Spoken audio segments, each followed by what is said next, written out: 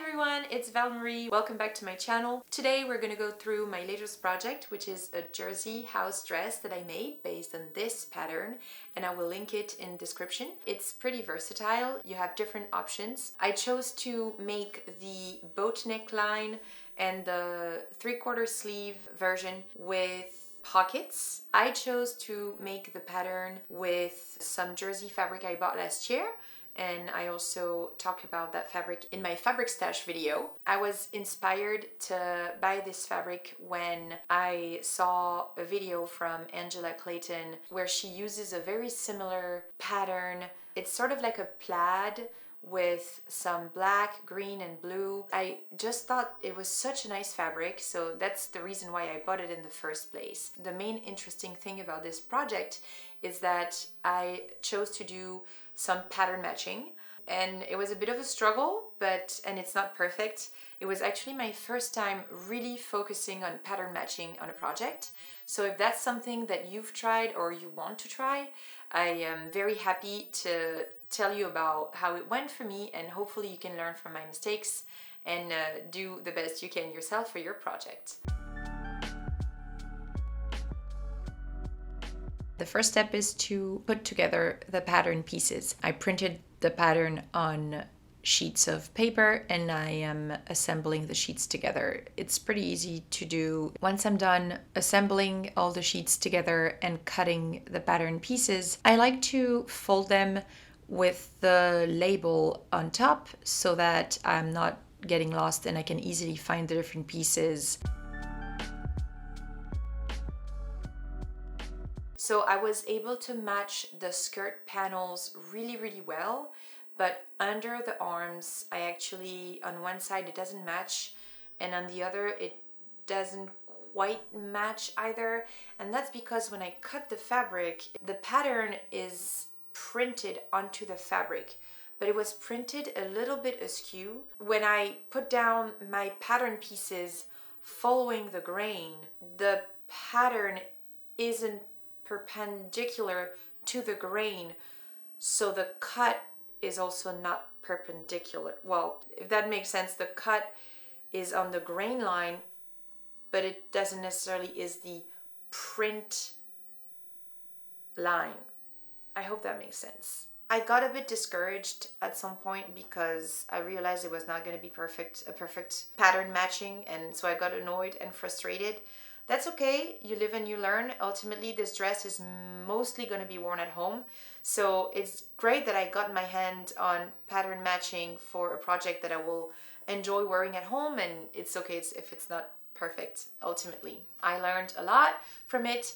I think maybe because ultimately it's jersey and it stretches in multiple directions, instead of focusing on the grain line, I should have focused on the pattern lines so that it would look straight even though it wasn't cut perfectly on the grain. Because it stretches in multiple directions, it doesn't matter too much.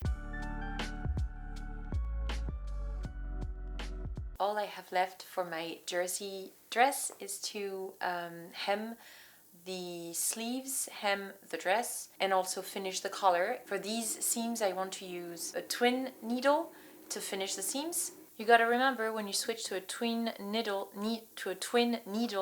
that your foot is compatible and that the hole on the foot is big enough for the twin needle to go through. Ask me how I know. I filmed a bunch of other steps for the construction of this dress, but looking back at the footage, I thought it wasn't the most interesting thing to watch, so I will provide some sped up footage here for your very delight and satisfaction. You're welcome. And then we'll just jump directly to the reveal, as the biggest thing here was cutting one piece at a time, calculating all my pattern matching. When that was done, the rest of the steps were pretty straightforward.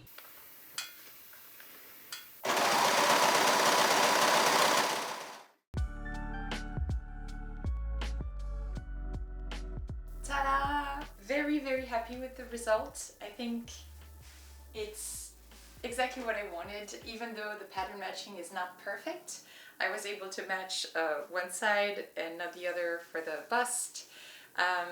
The skirt is really well matched. The pockets, match perfectly. You can barely see that the pockets are there, which is really what I was trying to accomplish.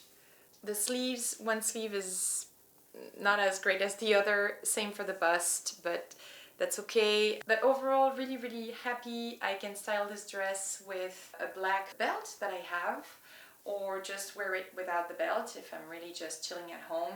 I think it's really what I wanted for fall and being comfortable but yet super feminine at home, and I guess I could even wear it outside. It's actually not bad at all. That's it for the reveal. For the pattern matching, I do want to say you kind of want to focus on some seams, right, that are more important than others. If you can't match everything, I mean, right? I think it was really important to match in the center here, so making sure that the square was, you know, on the center line, and so that way the skirt and the bust match on the center line here, even though the skirt is cut on the bias and the bust is, the front piece is cut straight. And I think also the shoulders here, you kind of want to try and align the pattern as best you can. I didn't do a great job at that. It's also not very feasible to match all the lines just because of the way the piece is cut, right? It's a the lines are not straight, but like as best you can, probably around here, mid-shoulder is the line that you want to try and align over here. If you have any tips on how to nail pattern matching, please let us know in the comments below. It was a very cheap project overall. The pattern was about $15 or so.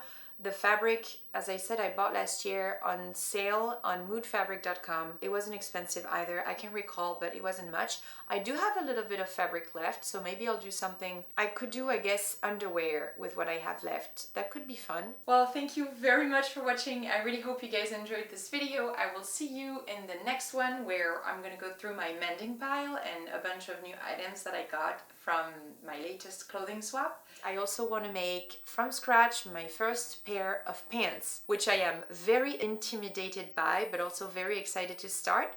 I bought a beautiful blue corduroy fabric. This fabric, it's a bit stretchy. I got this on blackbirdfabric.com, and I'm excited to start that project, so also you should stay tuned for that one.